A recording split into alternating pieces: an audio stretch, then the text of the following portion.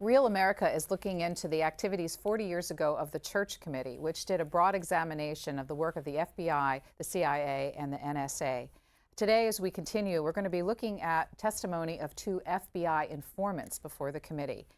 From December 2nd, 1975, we're going to show you a clip of a Ku Klux Klan FBI informant by the name of Thomas Rowe. He described how he participated in beatings of civil rights activists during the Freedom Riders movement in Birmingham, Alabama. Let's watch. Right. In connection with the Freedom Riders incident that you mentioned, did you inform the FBI about planned violence prior to that incident? Sir, I gave the FBI information pertaining to the Freedom Riders assault approximately 3 weeks before it occurred. And what did you tell them? I stated to him that I had been contacted by a Birmingham city detective who in turn wanted me to meet with a high-ranking officer of the Birmingham Police Department to set a reception for the Freedom Riders.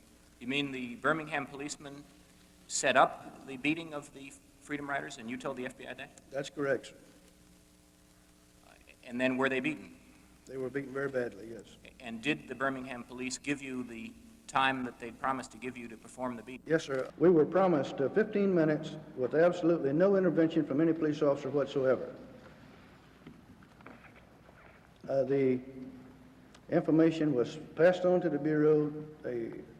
We had our 15 minutes. Approximately 15 minutes after the Freedom Riders were attacked, a police officer ran over to me and stated, God damn it, get out of here, get them out of here. Your 15 minutes are up, we're sending the crew in.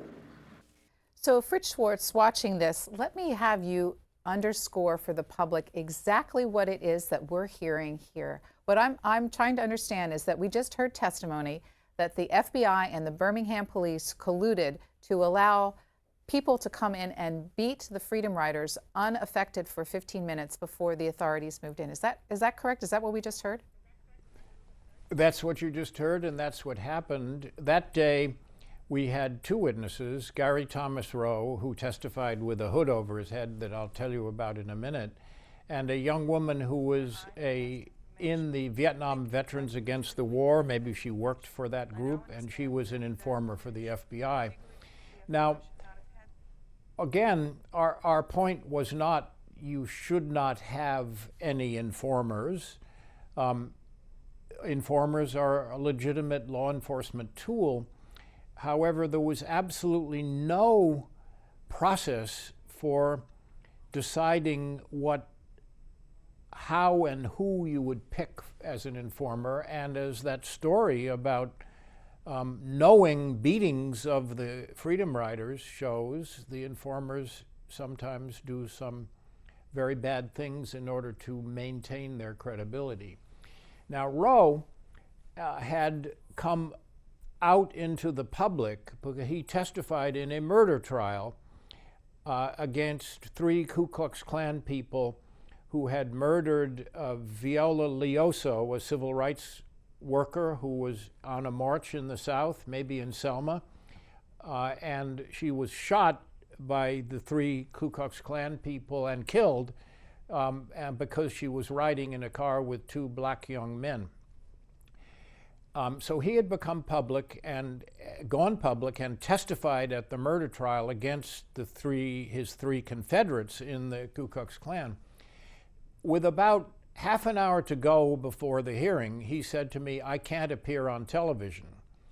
And we really wanted him on television because it was such a dramatic story. And under the rules of the Senate, at least then, a witness who didn't want to appear on television didn't have to appear on television. So I came up with the idea of putting a bag over his head and slits over his eyes and maybe for his mouth so that he could see and talk. I thought that was a pretty clever idea. One of the assistants for Senator Tower, who was presiding that day, Frank Church was away, said, you did that in order to embarrass Senator Tower. Now, Senator Tower never said any such thing to me, and I think if he'd thought it, he would have said it. I think it was a great idea, and it got this guy to testify, and it perhaps added a little bit of drama for having this person with a bag over his head giving that very dramatic testimony that you just played. As a matter of fact, I quit very shortly after working for the Bureau because of this incident. I felt that my exact phrase was, why wasn't something done?